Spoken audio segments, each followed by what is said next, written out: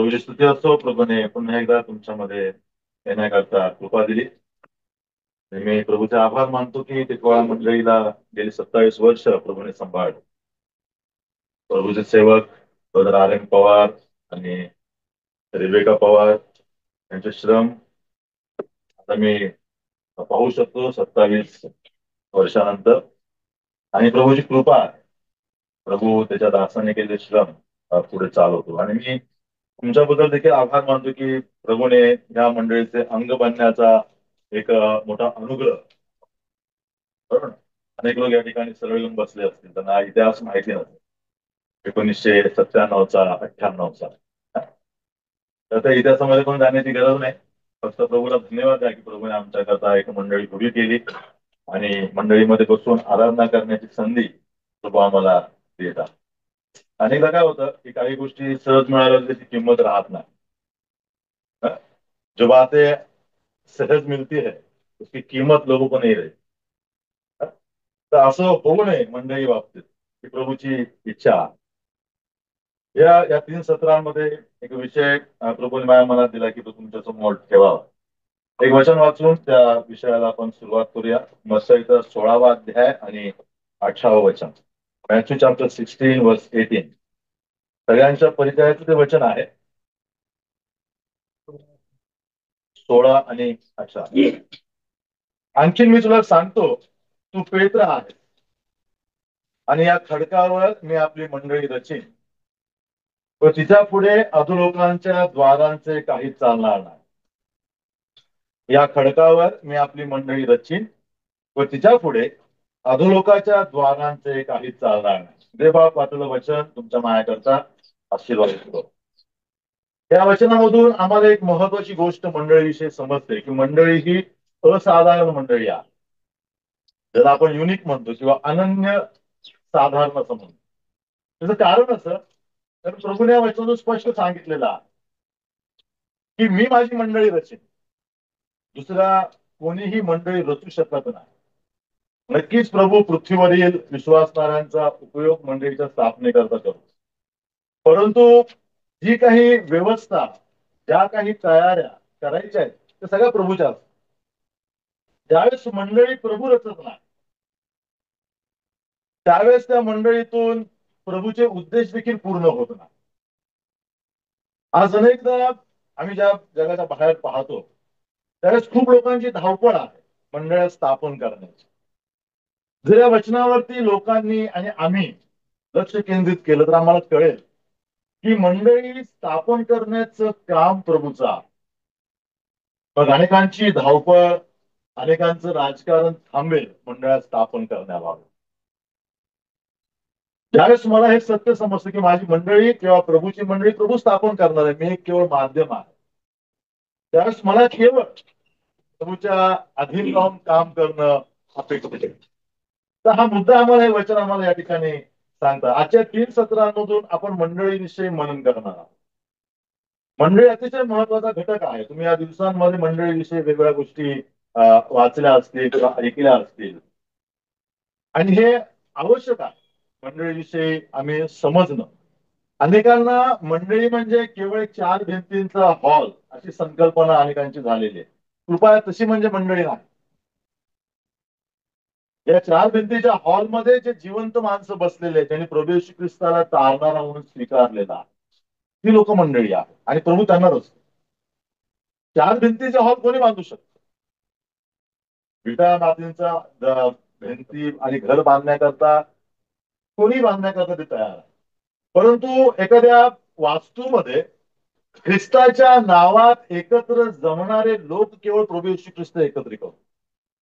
मंडळीचा अर्थ तो आहे की ज्यांनी प्रभू येशू ख्रिस्ताला आपलं जीवन समर्पित केलेलं आहे असे लोक. टिटवाळा मंडळीकडे बघतो म्हणजे मी कोणाकडे बघतो? या हॉलकडे टिटवाळा मंडळी म्हणून मी पाहत नाही. त्या हॉलमध्ये येणं माझं बरेचसे 23-24 वर्षापासून माझं येणं आहे. प्रभूचे सेवक या ठिकाणी राहायचे, त्यांचं घर म्हणून हे आहे. बदलने प्रार्थना केली, आम्हाला एक भवन दिलं या ठिकाणी प्रार्थना करण्याकरता. परंतु टिटवाळा मंडळी म्हणजे कोण? टिटवाळा भागामध्ये जमणारे ज्या लोकांनी प्रभू येशू ख्रिस्ताला आपलं जीवन समर्पित केलेलं आहे असे लोक म्हणजे टिटवाळा मंडळी. प्रभू मंडळी म्हणून त्या लोकांकडे पाहतो. ज्यावेळेस आम्ही मंडळीचा अभ्यास करतो, मंडळीच्या शास्त्राचा, एक्लिसिओलॉजीचा, त्यामध्ये मंडळीच्या अनेक उपमा आम्हाला पाहायला मिळतात. मग मंडळीला देवाचं घर म्हटलेलं आहे, मंडळीला देवाचं मंदिर म्हटलेलं आहे, वेगवेगळ्या प्रकारे मंडळीला कळप म्हटलेला आहे देवाचा. या उपमा आम्हाला सांगतात की देव मंडळीकडे कसा पाहतो.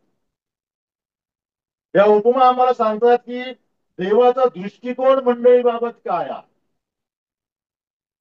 ज्यावेळेस आम्हाला हा देवाचा दृष्टिकोन आम्हाला कळेल प्रत्येक विश्वासणाऱ्याला, त्यावेळेस विश्वासणाऱ्याचं जीवन अंतर्भाग्य बदलून जाईल.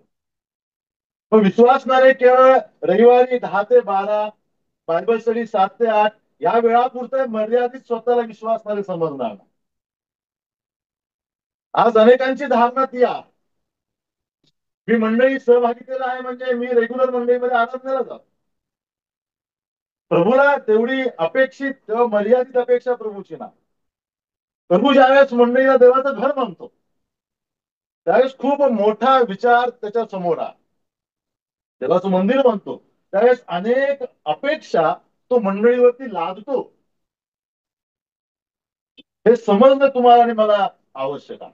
ज्यावेळेस मी घर बांधतो, घर बांधताना घर बांधणारी व्यक्ती ठरवते या घरामध्ये काय असावं. घर बांधणारी व्यक्ती ठरवते की घराला कोणत्या प्रकारचं मटेरियल मी वापरेन. तो त्याचा सर्वस्वी अधिकार आहे.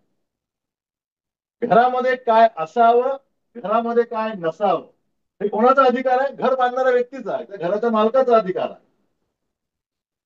त्याचप्रमाणे मंडळी प्रभूचं घर आहे. आणि प्रभू हे अप्रत्यक्षपणे वचनातून प्रत्यक्षपणे सांगतो की ह्या मंडळीच्या रूपी घरामध्ये काय असावं काय नसावं हे कोण ठरवणार आहे? प्रभू ठरवणार. दुर्दैवाची गोष्ट अशी आहे की मंडळीतील लोक ठरवतात. त्यांनी प्रभूचं वचन पवित्र शास्त्र बंद करून ठेवलेलं आहे. प्रभूची अपेक्षा आहे की ज्यावेळेस मंडळी माझं घर आहे, त्यावेळेस मंडळीमध्ये मी ठरवणार काय असलं पाहिजे, मी ठरवणार मंडळीमध्ये काय नसलं पाहिजे. ही सगळ्या मंडळांकडनं प्रभूने अपेक्षा केलेली आहे. आणि त्याचं पालन करणं प्रत्येक प्रभूच्या मंडळीवरती बंधनकारक आहे. मंडळी म्हणजे टिटवाळा मंडळीचे केवळ बंधुजन नाही, एल्डर वगैरे कोण असतील ते नाही. मंडळी म्हणजे सगळे लोक जे इथे बसलेले आहेत, जे भाकर मोडतात, त्या सगळ्यांवरती ते बंधनकारक आहे. आणि मग प्रभूचा मंडळीकडे पाहण्याचा दृष्टिकोन अतिशय वेगळा. जस मी घर बघाल कोणा, घरातून त्या माणसाचं व्यक्तिमत्व प्रकट होत असतं. तुम्ही एका कलाकाराच्या घरात जर गेलात, तुम्हाला लगेच कळेल की हा घराचा मालक कलाकार आहे, जो तो गायक आहे, चित्रकार आहे. तर या घरातील भिंतींवरून, घरातील वस्तूंवरून कळतं की हा व्यक्ती कुठल्या कलेचा भोक्ता आहे, त्याला कुठल्या गोष्टी आवडतात. तीच गोष्ट मंडळी बाबत प्रभूने आपलं चरित्र वचनातून प्रकट केलेला. सगळ्यात मोठा गुण तो सांगतो की मी कसा आहे, मी पवित्र आहे. ज्यावेळेस प्रभूच्या मंडळीकडे आम्ही पाहतो, अपेक्षा आहे मंडळीमध्ये पावित्र्याचा गुण दिसणं आवश्यक आहे. मंडळी म्हणजे कोणामध्ये? विश्वासणारा. मी ज्यावेळेस मंडळी म्हणतो त्याचा अर्थ हॉलमध्ये नाही, त्याचे बसलेले भाकर बोलणारे लोक आहेत त्यांच्या मंडळीमध्ये काही गोष्टी आम्हाला या 3 सत्रांमध्ये आपण पाहतो. एक वचन आपण वाचू, प्रेषितांची कृत्ये 20 अध्याय 28 वचन. Act chapter 20:20.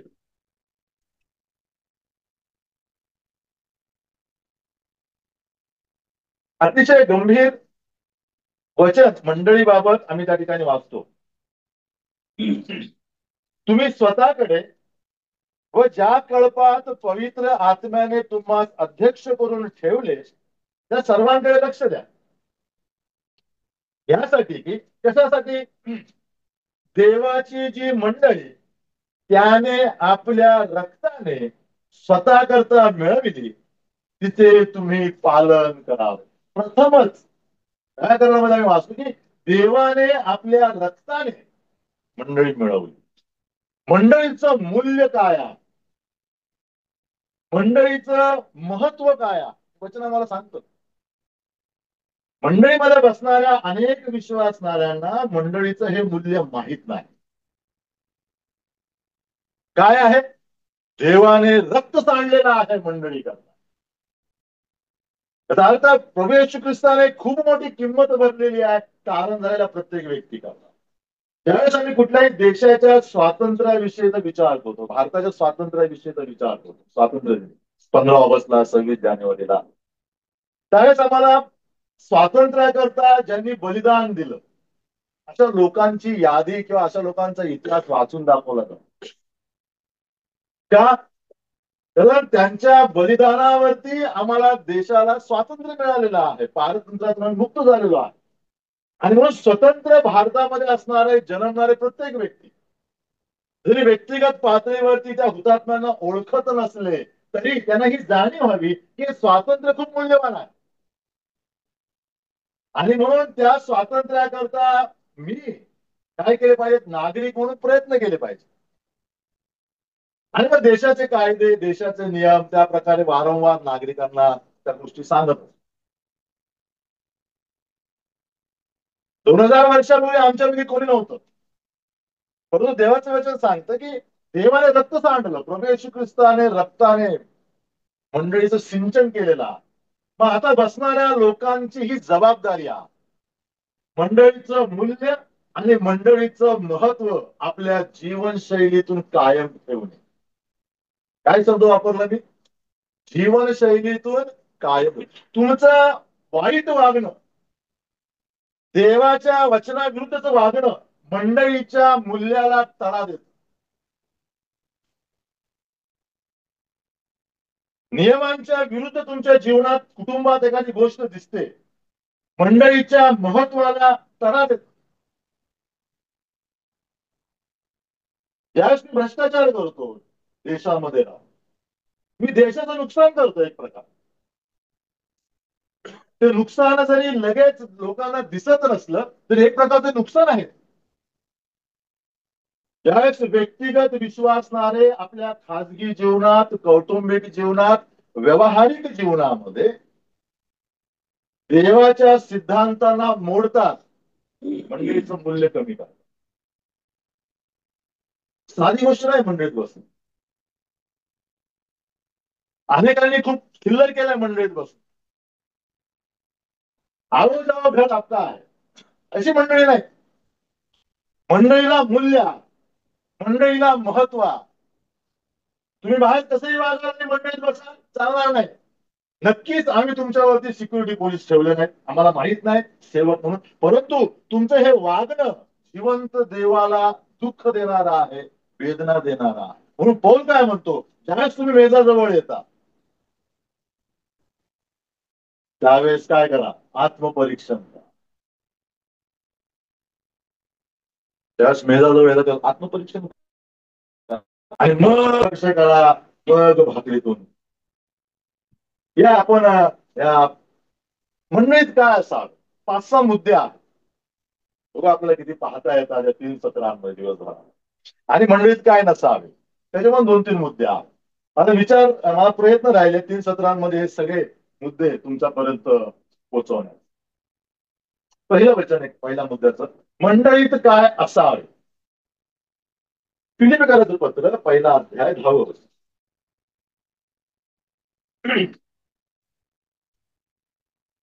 असे की जे श्रेष्ठ ते तुम्ही पसंत करावे, तुम्ही ख्रिस्ताच्या दिवसासाठी निर्मळ व निर्दोष असाल. तुम्ही श्रेष्ठ ते पसंत करा, तुम्ही ख्रिस्ताच्या दिवसासाठी निर्मळ व निर्दोष असाल. पहिली गोष्ट मंडळीत अपेक्षित देवाला होलीनेस, पवित्रता असावी. मंडळीत काय असावं, क्या रहना चाहिए कलीसिया में? एसी नहीं रहेगा तो चलेगा.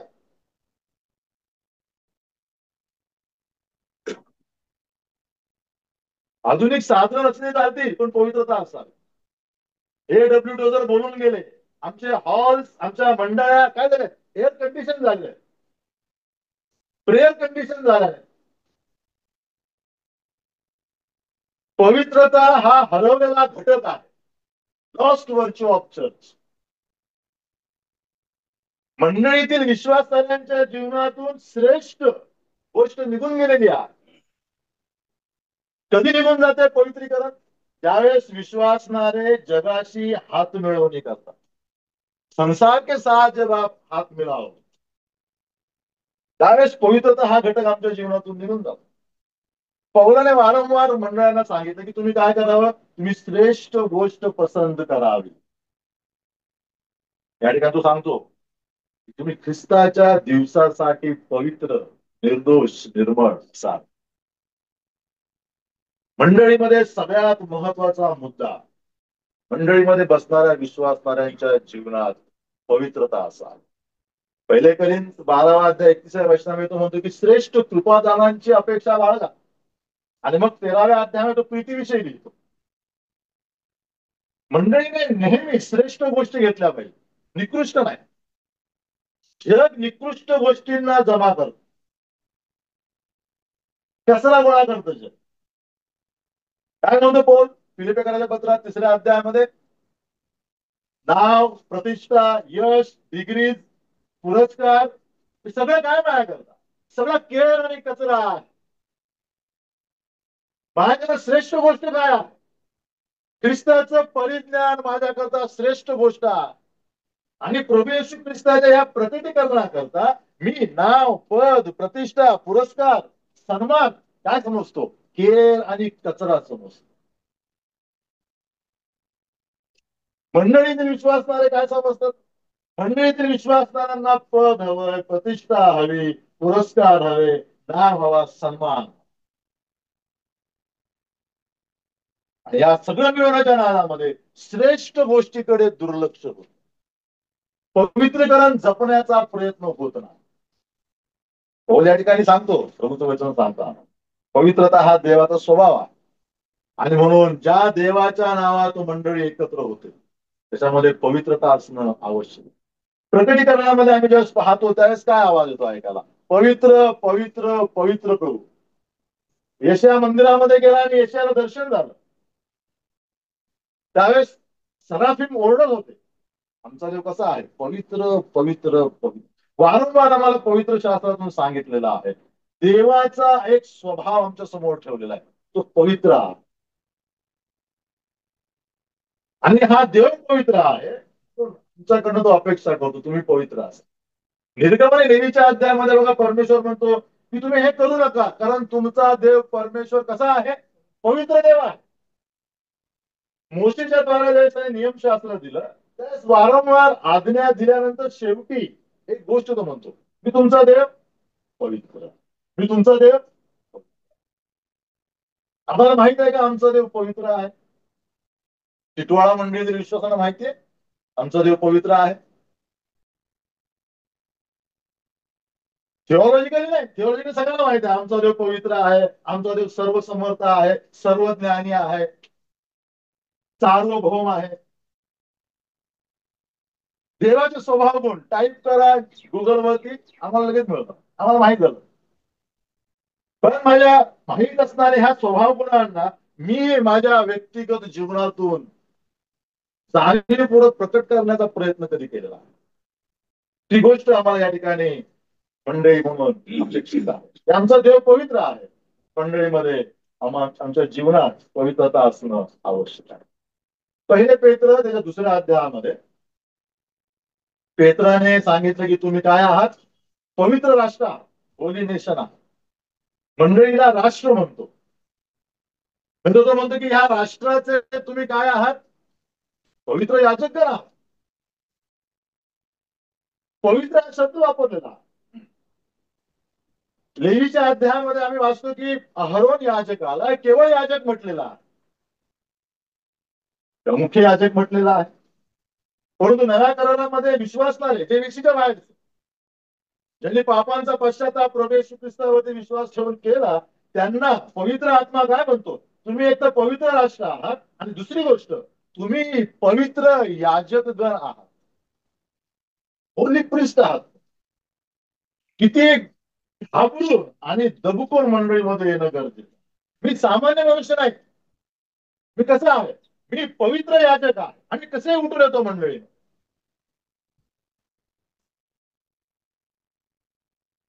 याजक खूप गंभीरपणे जायचा. लेवीचं 10वा अध्याय वाचा ना, 8, 9, 10. कसा याजक निवास मंडपात प्रवेश करायचा. कापत अंतकरण कापायचं त्याचं निवास मंडपात प्रवेश करता. मी कोणाची सेवा करायला चाललोय? मी पवित्र देवाची सेवा करायला चाललोय. जे काम देवाला करायचंय ते काम त्याने माझ्यावर सोपवलेलं आहे. साधी गोष्ट नाही. आपल्याकडे सिस्टर नवमी आहेत, ते कोण आहेत? न्यायाधीश आहेत. उद्या मला म्हटलं की बघा जरा मी अर्धा तास जरा बाहेर जाऊन पनवेलला न्यायालयाचं काम करा, काय होईल? मला अटक येईल त्या ठिकाणी. माझं काम नाही ते. मी ते शिक्षण घेतलं नाही. याजकाला माहित होतं हे काम कोणाचं आहे. निवास मंडपामधलं पापी मनुष्याचं आणि पवित्र देवाचा समेट करण्याचं देवाचं काम आहे. पण ते कोणावरती सोपवतो?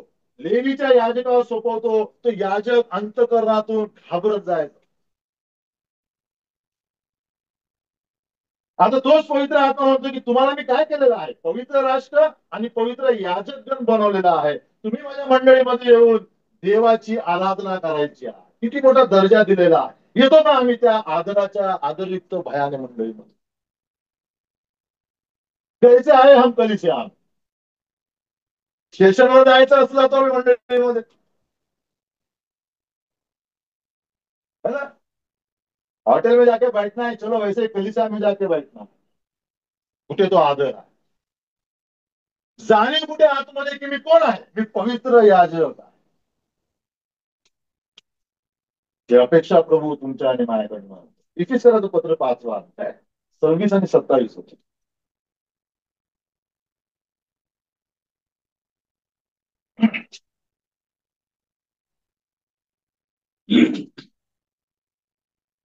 अशासाठी की तिला म्हणजे मंडळीला म्हणजे विश्वासणाऱ्यांना त्याने म्हणजे ख्रिस्ताने वचनाद्वारे जलस्नानाने स्वच्छ करून पवित्र करावे.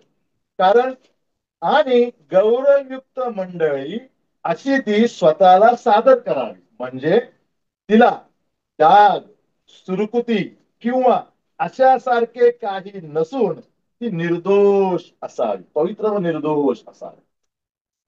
दोन शब्द पाऊल या ठिकाणी वापरतो. डाग आणि सुरकुत. आम्हाला सगळ्यांना माहिती आहे डाग आणि सुरकुत्या काय आहे. आमच्या शरीरावरती चेहऱ्यावरती कालांतराने डाग येऊ लागतात. सुरकुत्या येतात वयानुसार. आणि मूळ चेहऱ्याचं स्वरूप हे डाग बदलून टाकतात किंवा खराब करतात. सुरकुत्या खराब करतात. मग आमचा प्रयत्न असतो की डाग निघावेत, सुरकुत्या निघाव्यात. आणि त्या दृष्टीने अनेक लोक प्रयत्न करतात. पाऊल या ठिकाणी म्हणतो की मंडळीमध्ये डाग नसावे तर सुरकुते नसावे. म्हणजे काय? आमच्या मंडळीच्या भिंती चांगल्या प्लास्टर केलेल्या असाव्यात. कधी वाचलं नाही डाग आणि सुरकुत?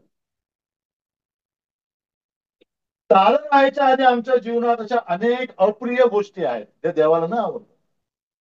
उद्धार के पहले हमारे जीवन में ऐसी कई बातें होती है जो परमेश्वर को पसंद नहीं.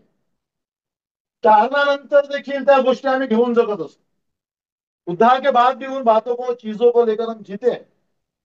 त्या डाग आहेत त्या सुरकुत्या. एकदा का तारण झालं, तारण झाल्यानंतर जुन्या मनुष्याच्या स्वभावातील कुठल्याही गोष्टी ज्यावेळेस आमच्या जीवनशैलीतून प्रकट होतात त्या डाग आणि सुरकुत्या. प्रभूला बिलकुल आवडत नाहीत. आम्ही म्हणतो काय करतो? देवाच्या वचनाच्या द्वारा आमच्या आध्यात्मिक डाग काढू इच्छितो. आमच्या आध्यात्मिक सुरकुत्या काढू इच्छितो. विश्वासाने फेशल करून येतो. आम्ही चांगले कप टाय वगैरे घालून येतो. डागांचं आणि सुरकुत्यांचं काय? मी त्यावरती विचार केला. जुन्या जीवनाच्या कोणत्या गोष्टी माझ्या जीवनात आजपर्यंत आहेत ज्या प्रभूला प्रिय नाही पण त्या घेऊन फिरलोय. मी जिथे जातो मिटिंगला त्या ठिकाणच्या बंधूला थोडं आता लवकर नेहमी जातो म्हणून त्यांना थोडस मॅनेज झालं की बदललं एक इस्त्री लागते आल्यावर. बॅगेतनं सामान भरल्यामुळे लोकलमध्ये वगैरे शर्ट खराब होतो. आता पण बदलला शर्ट इस्त्री करून सुरगोळ्या सुरकुत्या अशा वाकडं तिकडे सुरकुत्या राहिल्या असतात. तुम्ही काय म्हटलं सा गबाळा मनुष्य कळत नाही का वचन द्यायचंय उभं राहायला. म्हणजे आमच्या कपड्यावरच्या सुरकुत्या आम्हाला दिसतात. आमच्या जीवनावर लागलेले डाग आणि सुरकुत्या आम्हाला आम्हाला दिसत नाही. पौलाचं काम आहे. पौल म्हणतो की ख्रिस्ताला मंडळीमध्ये डाग नको, सुरकुती नको, मंडळीमध्ये विश्वास करायच्या जीवनामध्ये. बघा आमच्या जीवनामध्ये अशा काही गोष्टी आहेत का तारण झाल्यानंतर देखील त्या चिटकून आहेत. एक विश्वास आहे डाग आणि सुरकुत्या घेऊन भाकर मोडतात. डाग आणि सुरकुत्या घेऊन आराधनेला येतात. डाग आणि सुरकुत्या घेऊन आराधनेची गीते म्हणतात. डाग आणि सुरकुत्या घेऊन उपवासनी प्रार्थना करतात. काय वाटतं प्रभूला आनंद होतो? नाही. प्रभूला आनंद असतो तर प्रभूने ह्या गोष्टी दिली नसती. वचनाच्या द्वारा जलस्नानाने तुझे डाग आणि सुरकुत्या मी काढत आहे.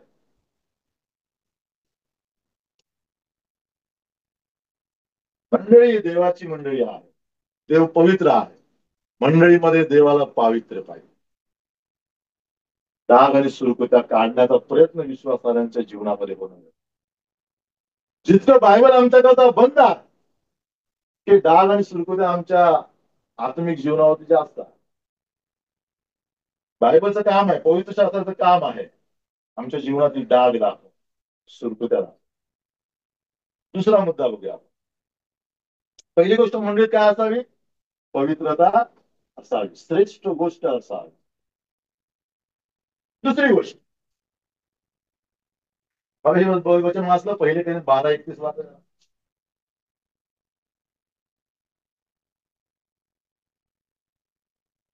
फर्स्ट करिंथ 12:31 मराठी में पढ़ो कोई भाई. श्रेष्ठ कृपा दानाची उत्कंठा बाळगा. हा, श्रेष्ठ कृपादानांची उत्कंठा बाळगा. इथे शब्द आलाय कृपादान, पण कसे श्रेष्ठ. दुसरी गोष्ट मंडळीत प्रभूला अपेक्षित आहे आध्यात्मिक कृपादान, स्पिरिच्युअल गिफ्ट. हे वचन मी तुमच्याकरता पटकन वाचतो, तुम्ही लिहून घ्या. नंतर तुम्ही जर इच्छा असेल तर घरी जाऊन तुम्ही त्याला मनन करू शकता थोडस. आपला वेळ त्याच्यामध्ये जाऊ नये म्हणून मी पहिले काही 12:31 वाचला आपण. 14वा अध्याय 12 वचन मी वाचतो तुमच्याकडे. तर जे तुम्ही आध्यात्मिक दानांविषयी उत्सुक आहात ते तुम्ही मंडळीच्या उन्नतीसाठी ही दाने विपुल मिळावी म्हणून खटपट करा. नंतर 12वा अध्याय आणि 4 ते 11 मध्ये कृपादानांचे निरनिराळे प्रकार दिले, ते आम्ही नेहमी वाचलेले आहे ना. कोणाला सेवेचं कृपादान आहे, कोणाला वचनाचं प्रकटीकरणाचं विद्येचं वचन आहे, विश्वास, निरोगी करणे, संदेश देणे, आत्मे ओळखणे, अशी वेगवेगळ्या प्रकारची कृपादान. किती लोकांना कृपादानांचा अर्थ माहिती आहे?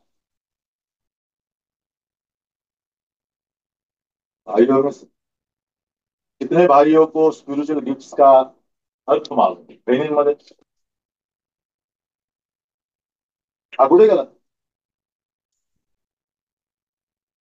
किती लोकांना माहिती आहे कृपादानाचा अर्थ?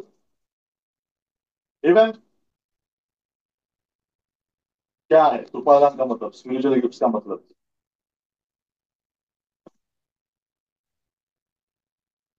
27 वर्ष झाले मंडळीला आमच्या, आम्ही कृपादान का मतलब नाही मानतो.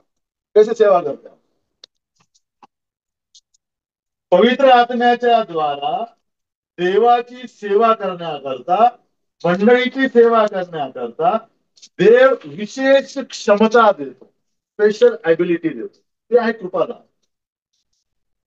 देवाची सेवा आम्ही केवळ कृपादानांच्या द्वारे करू शकतो. म्हणून कोण काय म्हणतो या ठिकाणी 12व्या अध्यायामध्ये 14वा अध्याय 12 वचनामध्ये करिंथच्या, की जे तुम्ही उत्सुक आहात मंडळीची सेवा करण्याचा ते तुम्ही काय करा, खटपट करा मला कृपादान मिळावेत म्हणून. बिना कृपादान आप परमेश्वर की और कलीसिया की सेवा नहीं कर सकते.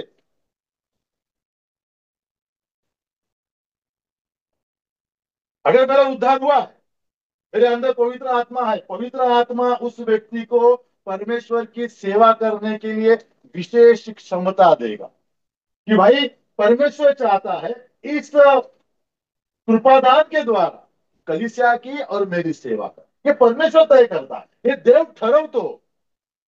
सूरज इनामदारने मंडळींच्या आणि देवाची सेवा कशी करावी, अमुक व्यक्तीने देवाची सेवा कशी करावी, तो पवित्र आत्मा त्या व्यक्तीला ते क्षमता, ते कृपादान देतो आणि तू आता ही सेवा कर. जर मला माहित नाही मी कृपादान माझ्याकडे काय आहे, याचा अर्थ मला माहित नाही मला देवाची सेवा कशी करायची.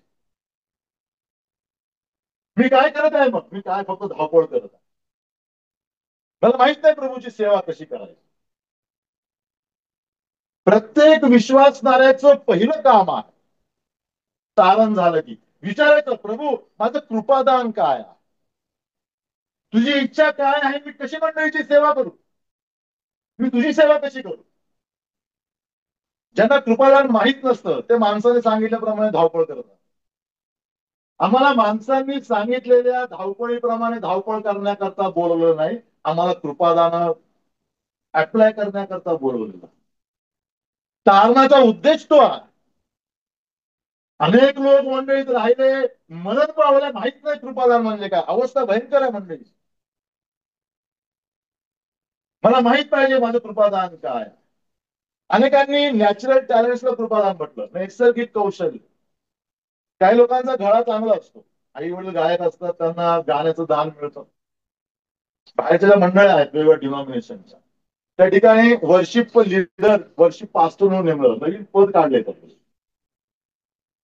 आपल्या सरकारमध्ये कसं नवीन नवीन पद काढतात, CM, DCM, prime minister, deputy prime minister वगैरे. तसं या मंडळांनी वेगळी पदं काढलेली. वर्शिप पास्टर, त्या पास्टरने फक्त गिटार वाजवायचं, ड्रम वाजवायचं. म्हणजे जर तुमच्याकडे गिटार वाजवण्याचं दान आहे, सॉरी कला आहे, कौशल्य आहे, तुम्ही शिकलेला, तुम्ही या मंडळीमध्ये आमचं स्वागत आहे. तुमचं, तुम्हाला पास्टर बनवला आम्ही. तुम्हाला देतो आम्ही इलेक्ट्रिक गिटार, तुम्हाला देतो आम्ही ड्रम, तुम्हाला देतो आम्ही कीबोर्ड, वाजवा. ही अवस्था आहे बाहेरच्या मंडळांची. तुम्ही चांगलं क्लासिकल शिकलेला, या गाण्याकरता आम्ही उभं करतो. प्रभू बरोबर त्याचं नातं किती गंभीर आहे हा विचार करत नाही तो पाळ. हिचा गळा चांगला, हिला चांगला आवाज करता, गाता येतं, बरोबर आहे वर्शिप गाण्याचं. अरे वर्शिप कोणी करायची हा? प्रभू म्हणतो आत्म्याने आणि खरेपणाने करणारे लोक आराधना करतील माझी. हे मार्केटमध्ये शिकवून आलेले लोक आराधना करायला उभे राहिले चर्चमध्ये, हे कृपादान नाही. मला माहित पाहिजे माझं कृपादान काय. ड्रम वाजवतो येणं हे कृपादान नाही, ते नैसर्गिक कौशल्यामध्ये मोडलं जातं. काही लोक वडील तबला वाजवतात, बसून बसून त्यांना तबला वाजवायला येतो, हार्मोनियम वाजवता येतो, त्यांचा उपयोग करा म्हणजे, परंतु त्यांना लीडर बनवलं जातं, वर्शिप लीडर. ते पाळत बनतात, त्याच्याकडे चांगलं गिफ्ट आहे म्हटलं जातं. नाही, गिफ्ट काय बघा, इफिस्कराचं पत्र 4 अध्याय. कृपादान काय आहे, मी 11 वचन वाचतो, 11 ते 13 वचन, लक्ष द्या व्यवस्थित. आणि त्यानेच म्हणजे प्रभूने कोणी प्रेषित, कोणी संदेष्टे, कोणी सुवार्थिक, कोणी पाळक व शिक्षक असे नेमून दिले. काय स्पिरिच्युअल गिफ्ट, कृपादान काय बघा.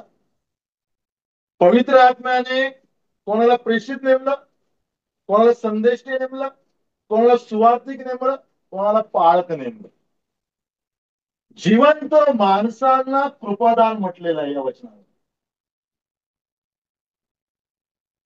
आणि मग त्यांचे काम काय कृपादानांचं, यासाठी की कशासाठी नेमलं त्यांनी, म्हणजे कोणी, वरच्या 4 लोकांनी, प्रेषित, संदेष्टे, सुवार्थी, कोणी पाळक, यांनी पवित्र जनास म्हणजे कोणास, तुम्हाला म्हणजे मंडळी काय करावं, सेवेच्या कार्याकरता ख्रिस्ताच्या शरीराची रचना पूर्ण नेण्याकरता सिद्ध करावे.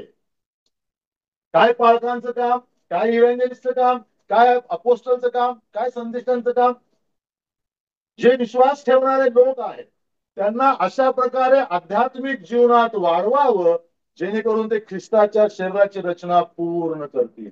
ख्रिस्तामध्ये परिपक्व करण्याकरता पाळक, संदेष्टे, स्वार्थिक नेमलेले आहेत. तर कृपादान म्हटलेला आहे. आणि मग इतर कृपादान जे आम्ही वाचतो, विद्येचं वचन, विश्वासाचं वचन, विश्वासाचं कृपादान, सेवेचं कृपादान, रोग बरे करण्याचं कृपादान. आता या कृपादानामध्ये काही टेम्पररी कृपादान होते, ते निघून गेलेले आहे एका विशिष्ट रीतीने. काही कृपादान स्थिर आहे. प्रीती, विश्वास, सहनशीलता, सौम्यता, धीर. प्रभू ही कृपादाना मंडळीतील विश्वासणाऱ्यांच्या जीवनात पाहू इच्छितो, जेणेकरून मंडळी ख्रिस्ताप्रमाणे पूर्ण होत जाईल. पवित्र आत्म्याचा उद्देश हा आहे की प्रत्येक विश्वासणाऱ्यामध्ये मला ख्रिस्ताचं प्रतिबिंब दिसावं. अंशाने पौल म्हणतो आम्ही ख्रिस्तामध्ये वाढतो, अंशाने. जोपर्यंत आम्ही जिवंत आहोत पृथ्वीवरती, जोपर्यंत ख्रिस्ताचं आगमन होत नाही, तोपर्यंत पवित्र आत्म्याचं काम आहे त्या व्यक्तीमध्ये ख्रिस्ताचं प्रतिरूप तयार करणं. याची जाणीव आहे का आम्हाला? तारण झालं, बाप्तिस्मा झाला, साक्ष दिली, खरं तारण झालं असेल तर पवित्र आत्मा त्या व्यक्तीमध्ये काय करतो? ख्रिस्ताचं प्रतिरूप तयार करत राहतो, ख्रिस्ताचं चारित्र्य निर्माण करतो. त्या जगामध्ये प्रभू येशू ख्रिस्ताप्रमाणे आम्हा प्रत्येकाला बनवत. हे काम आहे देवाचं सगळ्यात मोठं. खूप व्यस्त आहे प्रभू या कामामध्ये. ज्यांनी इथे प्रभू येशू ख्रिस्तावरती विश्वास ठेवलाय, पापांची क्षमा मागितलेली आहे, त्याचं तारण झालेलं आहे, त्या प्रत्येकाच्या जीवनात पवित्र आत्मा हे काम करतो. जर हे माहीत नसेल तर खूप मोठ्या गंभीर गोष्टीपासून आम्ही दूर आहोत. आमचं पहिलं काम आहे, माझं स्पिरिच्युअल गिफ्ट काय आहे, माझं आध्यात्मिक कृपादान काय आहे ते माहिती आहे. प्रभू सांगतो कृपादानाद्वारे, भावा बहिणी, माझी इच्छा ही आहे की तू ही सेवा करावीस, तू माझ्याकरता हे काम कर. कृपादानाचे काही मुद्दे आहेत, माहिती देखील असणं आवश्यक आहे. कृपादान आम्ही स्वेच्छेने निवडू शकत नाही. तुम्ही पेंटिकॉस्टल चर्च मध्ये गेलात, तिथे म्हणणार तुम्हाला अन्य भाषा बोलता आलं पाहिजे, उपवास करा 4 दिवस आमच्या बरोबर, 2 रात्री 2 वाजेपर्यंत उपवास करा, अन्य भाषा तुम्हाला बोलता आलं पाहिजे, मग तुम्हाला म्हणतील तुम्हाला पवित्र आत्मा आहे, याचा पुरावा आम्हाला मिळालेला आहे. काहीतरी उलट सुलट बोलल्याशिवाय त्यांना खात्री होत नाही की तुमच्यामध्ये पवित्र आत्मा. अन्य भाषा ही खूप गंभीर गोष्ट आहे. अन्य भाषेचा उपयोग त्या कालखंडामध्ये देवाने खूप प्रभावाने करून घेतला. अन्य भाषेचं कृपादान बंद झालं, थांबलेलं आहे. पवित्र शास्त्र बनल्यानंतर काही लोक या सिद्धांताला मानत नाही, त्यामुळे अजूनही कृपादान आहे. नक्कीच असेल कृपादान, त्या गोष्टीचा उपयोग त्यावेळेस होत असेल ज्या ठिकाणी पवित्र शास्त्र अवेलेबल नाही, उपलब्ध नाही, कुठलाही पर्याय राहत नाही प्रभूला. अभ्यासकांचं म्हणणं असं आहे की महासंकटाच्या काळामध्ये जे 1,44,000 प्रभूचे सुवार्थिक उभे राहतील, ज्यावेळेस मंडळी उचलली जाईल आणि महासंकटाचा काळ पृथ्वीवरती असेल, त्यावेळेस जगातील लोकांना सुवार्थ सांगण्याकरता ही कृपादान पुन्हा त्यावेळेस पवित्र आत्मा प्रस्तुत करेल. काही लोक म्हणतात आम्हाला त्या कृपादानाचा अनुभव आलेला आहे वेगवेगळ्या ठिकाणी, परंतु सैद्धांतिक दृष्ट्या पवित्र शास्त्र तयार झाल्यानंतर कृपादान थांबलेला, कृपादानाची गरज त्या राहिली नाही इंटरप्रिटेशनची, कारण आम्हाला आमच्या भाषेत पवित्र शास्त्र मिळालेलं. पहिली गोष्ट, कृपादान इच्छेने मिळत नाही. मी हे निवडू शकत नाही, मला हे दे, मला ते दे, नाही. प्रभू मला सांगतो की तुला अशा प्रकारे काम करा. प्रभूच्या इच्छेने आम्हाला कृपादान दिले जाते. म्हणजे मगाशी जे वचन वाचलं आम्ही 4:12, त्याच्या इच्छेने त्याने प्रत्येकाला कृपादानं वाटून दिलेली आहे. ती वचन तुम्ही नंतर घरी जाऊन पुन्हा एकदा वाचा, म्हणजे तुम्हाला त्यातला अर्थ कळेल. कृपादान शिकता येत नाही. मला कशी सेवा करायची शिकता येत नाही, म्हणजे क्लासेस नाही. हॉटेल मॅनेजमेंट मध्ये तुम्हाला प्लेट कशी ठेवायची, त्याचा ग्लास उचलायचा हे शिकता येतं, परंतु अतिथी सत्कार हे पवित्र आत्म्याचं कृपादान, सेवा पवित्र आत्म्याचं कृपादान, प्रेम पवित्र आत्म्याचं कृपादान. कृपादान कुठेही इन्स्टिट्यूट मध्ये जाऊन आम्हाला शिकता येत नाही. पवित्र आत्मा टप्प्याटप्प्याने त्याच्या सोयीनुसार आम्हाला त्याच्यामध्ये परिपक्व करत. तिसरी गोष्ट, काही कृपादान तात्पुरते मला हे सांगितलं. कवळ्या मंडळीला बोध केला की मंडळीची सेवा आणि उन्नती करण्याकरता, इच्छा आहे मंडळीची उन्नती व्हावी, जर इच्छा आहे मंडळीची सेवा करावी, तर काय पाहिजे माझ्याकडे? उत्पादन. इच्छा नसेल तर काय करू नका, बसा. रविवारी 10 ते 12 या, बायबसीला या. मंडळीचे जितके कार्यक्रम आहेत तितक्या वेळेस हजर राहा. आपली जबाबदारी कोण करू, निघून जा. पण माझी इच्छा आहे मंडळीची उन्नती व्हावी, मंडळीची काय व्हावी, सेवा व्हावी. तर काय म्हणतो पौल, म्हणतो खटपट करा मला हे कृपादान मिळाल, प्रार्थना करा मला कृपादान मिळाल. या दिवसात प्रभू तुम्हाला तुमच्यासमोर मुद्दा ठेवत आहे. 27 वर्ष झाली मंडळीला. या दिवसात आम्ही मंडळीची सेवा कशी करू, कुठल्या पद्धतीने करणार.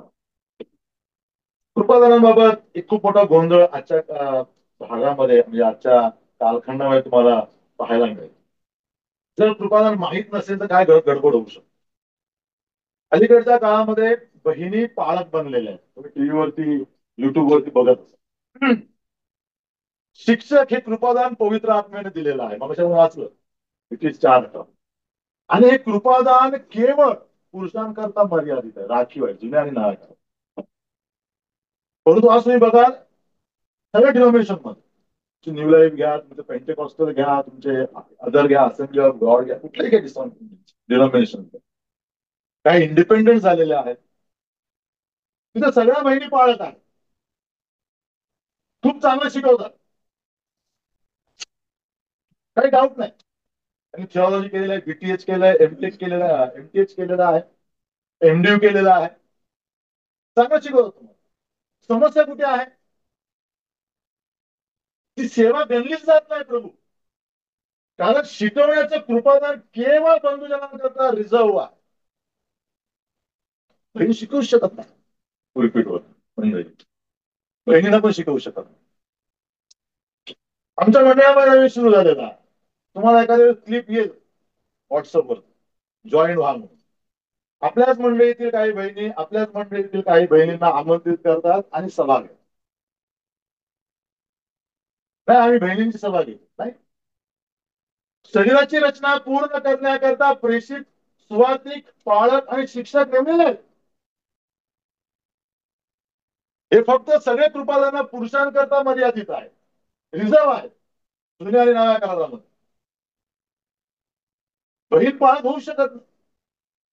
तुम्ही सुवार्थ सांगू शकता, तुम्ही तुमच्या बाजूला बसलेल्या लहान मुलीला, तुमच्या समवयस्क बहिणीला बोध करू शकता, खुर्चीवर बसून घरी जाऊन. 100, 50, 25, 10 बहिणींना एकत्र तुम्ही शिकवू शकत. ते काम मंडळीचा, ते काम मंडळीच्या द्वारा नेमलेल्या शिक्षकांवर आहे, पालकांवर आहे. पण ही गोष्ट आता होत आहे. शिक्षक हे पवित्र आत्म्याचं कृपादान आहे, पालक हे पवित्र आत्म्याचं कृपादान आहे. पवित्र आत्मा मंडळीला दाखवतो याचं अंतकरण पाळकाचा, बापाचं अंतकरण आहे. मंडळी त्याला पाळक नाही. आता 6 महिन्याचा बायबल कोर्स करणारे लोक पाळक बनतात. सांगली मध्ये तर झुंड आहेत पाळकांची. मी जयसिंगपूरमध्ये 5-5.5 वर्ष सेवा केली, 25 पाळक भेटले मला. कसे झाले पाळक? 11 महिन्याचा कोर्स केला बघा आणि झालं पाळक. पाळक शिकून होत नाही, इव्हॅन्जेलिस्ट शिकून होत नाही, शिक्षक शिकून होत नाही, कृपादान आहे, समजणं आवश्यक आहे. या दिवसात आमची ही धडपड असावी की प्रभू मला मंडळीची सेवा करायची, आणि म्हणून मला काय दे? कृपादान. बंधू असा, तुम्ही बहीण असा, प्रभू तुम्हाला कृपादान देण्याकरता.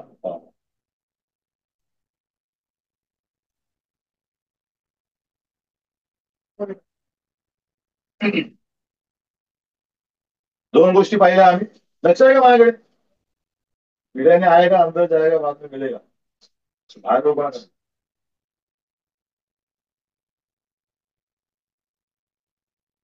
बदल नाही गोष्ट सांगायची राहिली. 3 सत्रानंतर प्रीती भोजन आहे, 2 सत्रानंतर.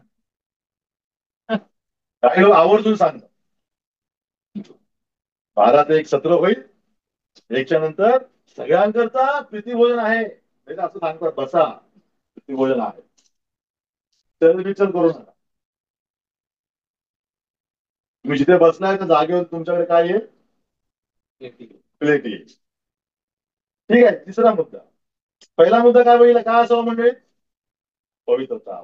दुसरा कृपादान असावे. तिसरा मुद्दा वचनाचा गीत रत्न 6 अध्याय 9 वचन. सॉंग ऑफ सॉलोमन चॅप्टर 6 वर्स 9.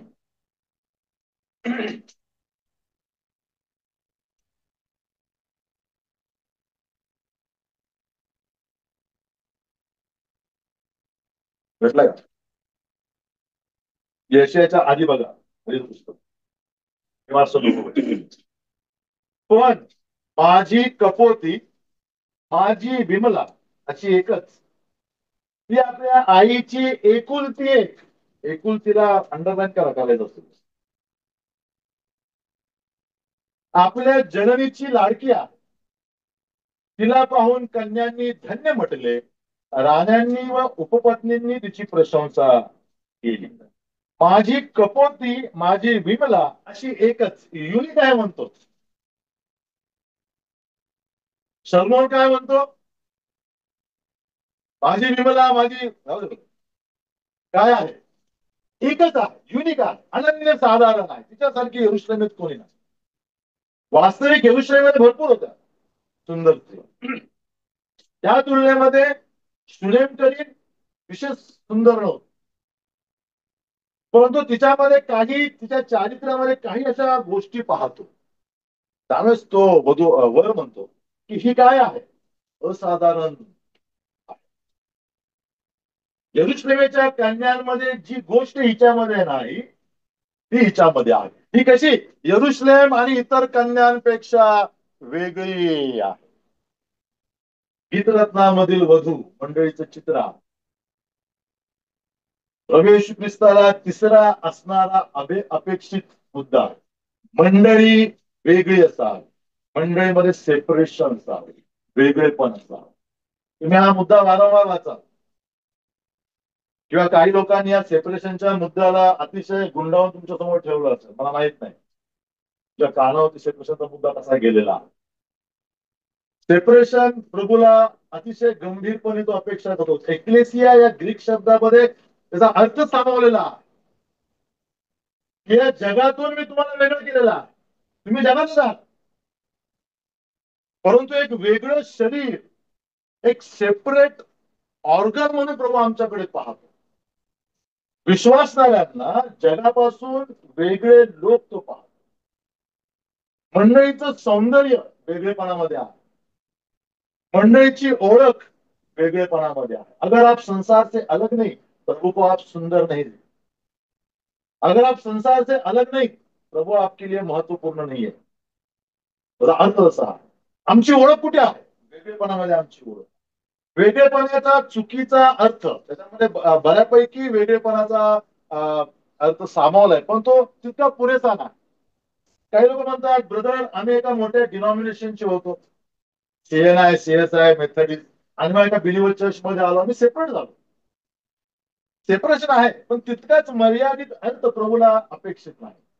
सेपरेशन खूप व्यापक आहे. पुढे काही लोक म्हणतात की बदल आम्ही दागिने काढले आम्ही सेपरेट झालो. काही लोक म्हणतात आम्ही मूर्तीपूजा त्यागली सेपरेट झालो. सेपरेशनचा काही मुद्दा त्यांच्या या गोष्टीमध्ये आहे परंतु केवळ चर्च बदलणे म्हणजे सेपरेशन नाही. केवळ दागिने काढणे म्हणजे सेपरेशन नाही. केवळ मूर्तीपूजा त्यागणे म्हणजे सेपरेशन नाही. मी असं अनेक लोकांना ओळखतो त्यांनी मूर्तीपूजा करत नाही. काही लोक सांगायला बदल यांनी मूर्तीपूजा त्यागल्याला बाप्तिस्मा द्या. मूर्तीपूजा हे क्वालिफिकेशन नाही बाप्तिझम. सॅल्वेशन हे क्वालिफिकेशन आहे बाप्तिझम. किती गल्लत करतात ते दागिने काढल्याला बाप्तिस्मा द्या नाही. तुमचा नवा जन्म झाला का? तुमच्या अंतःकरणात पापाची तीव्र जाणीव तुम्हाला झाली का? आणि त्या जाणीवेतून प्रभू येशू ख्रिस्त पापांकरता मरण पावला म्हणून तुम्ही प्रभूला तारणारा म्हणून स्वीकारलं का? हे जर नसेल तर दुसरी कुठलीही बाह्य गोष्ट तुम्हाला बाप्तिस्म्याकरता क्वालिफाय करत. तुम्ही CSI CNI सोडवल्यामुळे तुम्हाला बाप्तिस्मा द्यायचा नाही. तुम्ही 1-2 दागिने काढल्यामुळे तुम्हाला बाप्तिस्मा देत नाही. सेपरेशन याच्या पलीकडे ज्या गोष्टी ख्रिस्ताच्या नाहीत, ज्या परंपरा ख्रिस्ताच्या नाहीत, जे विचार ख्रिस्ताचे नाहीत त्या सगळ्या गोष्टींना आमच्या जीवनातून हद्दपार करणे म्हणजे सेपरेशन. तुम्ही मरेपर्यंत आम्हाला याचा सामना करावा लागणार आहे. ज्या समाजामध्ये आम्ही राहतो त्या समाजाबरोबर आम्हाला संघर्ष करावा लागणार आहे, घरातल्या लोकांबरोबर संघर्ष करावा लागणार. असे अनेक विचार लोक घेऊन बसलेले आहेत मंडळीमध्ये, जे ख्रिस्ताचे नाहीत, पण त्यांनी दागिने काढलेले आहेत, त्यांनी चर्च बदललेला आहे, त्यांनी मूर्तीपूजा त्यागलेली आहे, परंतु त्यांच्या जीवनामध्ये अशा अनेक गोष्टी आहेत जे प्रभू येशू ख्रिस्ताचा सन्मान करत आहेत. कुठे सेपरेशन? काही वचन वाचा. दुसरे थेसलोनिके 3:6. काय समस्या आहे त्या वचनामध्ये, त्या लोकांमध्ये?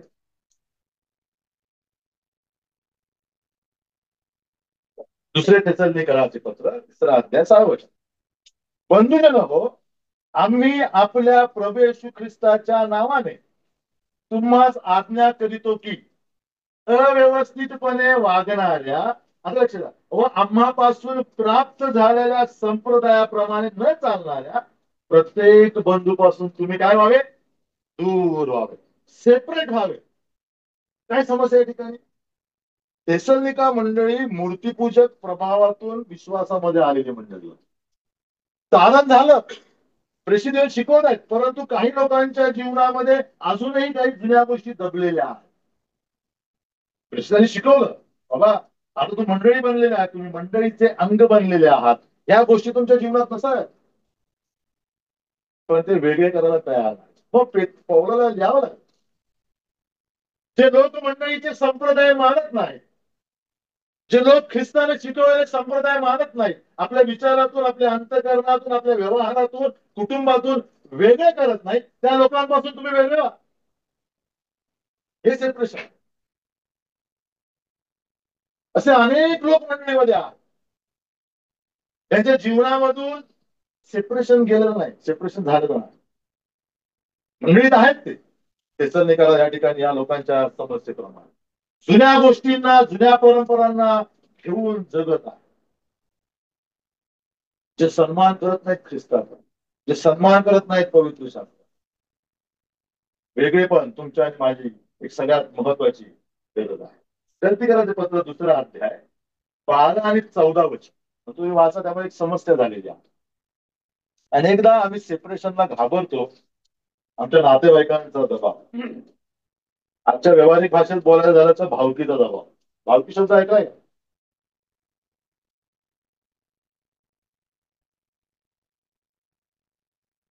काय झालं त्या ठिकाणी? पौल आहे, पेत्र आहे आणि बर्नबा आहे. एक सहभागी सभा आहे त्या ठिकाणी, मिटिंग आहे समजा. जेवणाची वेळ झाली, पौल बसला, बर्नबा बसला, पेत्र बसला आणि काही अन्य जातीतील विश्वासणारे बस, आता जेंटाईल्स म्हटलेले आहे. मस्त जेवले वगैरे आनंदाने, प्रार्थना वगैरे. दुसऱ्या दिवशी सकाळी यरुशलेम मधून काही यहुदी वडील आले. मीटिंग झाली, खूप चांगली झाली, पण आता काय झालं? पुन्हा जेवणासाठी बसलेलो, आता समस्या निर्माण.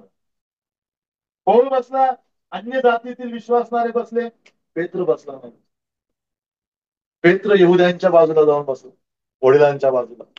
बर्नबाने बघितलं, अरे आता मी कसा पौलाच्या बाजूला आणि अन्य जातीतील विश्वासणाऱ्याच्या बाजूला बसू? बर्नबास देखील जाऊन पेत्राच्या बाजूला बसला. पौल आला, कुठे गेले पेत्र आणि बर्नबास? यरुशलेममध्ये यहुद्यांबरोबर बसलेले आहेत, कालपर्यंत अन्य जातीतील विश्वासणाऱ्यांबरोबर जेवायला बसले, आज लगेच दबाव आला, त्यांच्या प्रेशर आला. यहुदी लोक अन्य जातीतील लोकांबरोबर चहा पाणी करायला बसत नसत. मग कोण त्याला खडसा होता?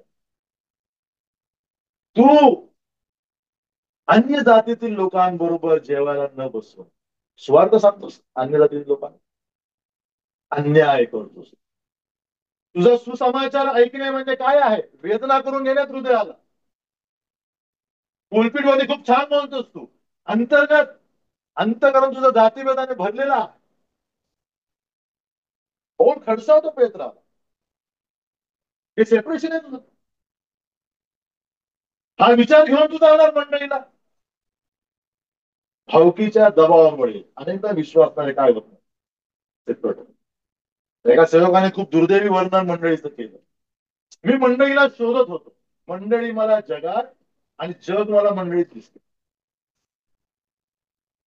पहिले 3 मुद्दे काय ते? मला मंडळी कुठे दिसली? जगात, आणि जग मला मंडळीत दिसलं. मंडळीचं प्रशंसा केली की मंडळीची निंदा केली? हा? निंदा केली? काय केलं? प्रशंसा केली की निंदा केली? हा? निंदा केली आहे. म्हणजे मंडळीला जगातून बाहेर काढलंय. पण तो बोलतो मला मंडळी कुठे दिसते? जगातच दिसते. म्हणजे सेपरेशन दिसत नाही मंडळीमध्ये, ते त्याला म्हणायचं. विश्वासणाऱ्यांमध्ये आणि जगामध्ये काही फरक नाही, साम्य आहे. त्यांच्यासारखंच बोलणं, त्यांच्यासारखंच वागणं, त्यांच्यासारखे डिसिजन्स, त्यांच्यासारखेच एम्स कोणाचे बनले? मंडळींचे बनलेल्या, विश्वासणाऱ्यांचे बनलेल्या. पुढे काय बोलतो? जग मला मंडळीत दिसलं. सगळ्यात भयंकर गोष्ट आजच्या मंडळीची अवस्था. विश्वासणाऱ्यांच्या जीवनात, विश्वासणाऱ्यांच्या घरात जग आलेलं आहे. जे जे काही जगामध्ये आहे सगळं मंडळांमध्ये आहे. बघा जगामध्ये काय आहे, कोण सांगेल एखादी गोष्ट? हा? हा? देहाची वासना, अजून डोळ्याची वासना, अजून अजून झालं राजकारण आहे जगात. मंडळांमध्ये पॉलिटिक्स आहे. अजून काय? आर्थिक गैरव्यवहार आहेत. तिथे 77 कोटीचे मोठमोठे फ्रॉड होतात, करोडोमध्ये फ्रॉड होतात बाहेर पॉलिटिक्स मध्ये. मंडळातले लोक देखील फ्रॉड करतात.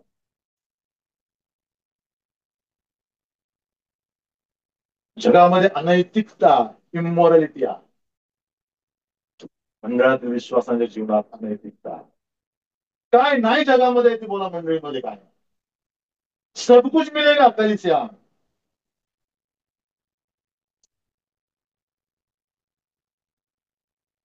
शरद पवार म्हणाले होते एकदा ठिकाणी, तुम्हाला जर राजकारण शिकायचं असेल ना, चर्चमध्ये शेवटच्या बाकावर जाऊन बस. राजकारणाचे धडे तुम्हाला मिळतील चर्चमध्ये. चांगले कसलेले राजकारणी आहेत मंडळात. फक्त आम्ही निवडणुकांना उभे राहतो. कुठे सेपरेशन? जगामध्ये गुन्हेगार आहेत. जगामध्ये गुन्हेगारी लोकांचं सांत्वन केलं जातं. काय गोंजाळलं जातं? मंडळा गोंजाळतात गुन्हेगार लोक. आमच्या कार्यक्रमाच्या सेवेत तेच दिसतात लोक. काय जगामध्ये नाही ते मंडळामध्ये नाही, बघ सगळं काही आहे. मंडळ डीमार्ट प्रमाणे झालेले. डीमार्ट काय फरक आहे डीमार्ट मध्ये? पहिला आम्हाला बूट घ्यायला दुकानात जावं लागायचं, कपडे घ्यायला त्या दुकानात जावं लागायचं, भाजी घ्यायला तिकडे जावं लागायचं, तांदूळ वगैरे घ्यायला 4 ठिकाणी जावं लागायचं. आता डीमार्ट मध्ये घुसा, सगळं एका बिल्डिंग मध्ये तुम्हाला मिळतं. शूजचा कॉर्नर एक, धान्याचा कॉर्नर एक, साबण वेगळीकडे, भांडी एकीकडे, सगळं तुम्हाला डीमार्ट मध्ये मिळतं. एकाच इमारतीमध्ये सगळ्या गोष्टी, एकाच मंडळीमध्ये सगळ्या गोष्टी जगाच्या आम्हाला पाहायला मिळतात. कधी बदलले चित्र? ज्यावेळेस आम्ही कृपादान करतात खटपट करू पाऊल म्हणून. मंडळीची सेवा करायची आहे पदांच्या पेक्षा. ज्यावेळेस आम्ही आठवू की या मंडळी करता देवाने आपलं रक्त सांडलेलं आणि मंडळीला उचलणारा प्रभू आहे. केवळ मंडळी उचलली जाणार. ते असं कोणी असेल ज्याने अद्याप प्रभू येशू ख्रिस्ताला टाळणारा म्हणून स्वीकारलं नसेल, ज्याने अद्याप प्रभूला पापांची क्षमा मागितली नसेल, बायबल सांगतं त्यांना उचललं जाणार. इथेच राहते. जितके विश्वास असणारे ते सगळे उचलले जातात. प्रभूची इच्छा आम्हा सगळ्यांचं तारण. मी थांबतो या ठिकाणी. पुढच्या सत्रामध्ये पुढच्या गोष्टी आपण जेव्हा आम्ही सगळी वचने तुमच्या माया करता आशीर्वाद देतो.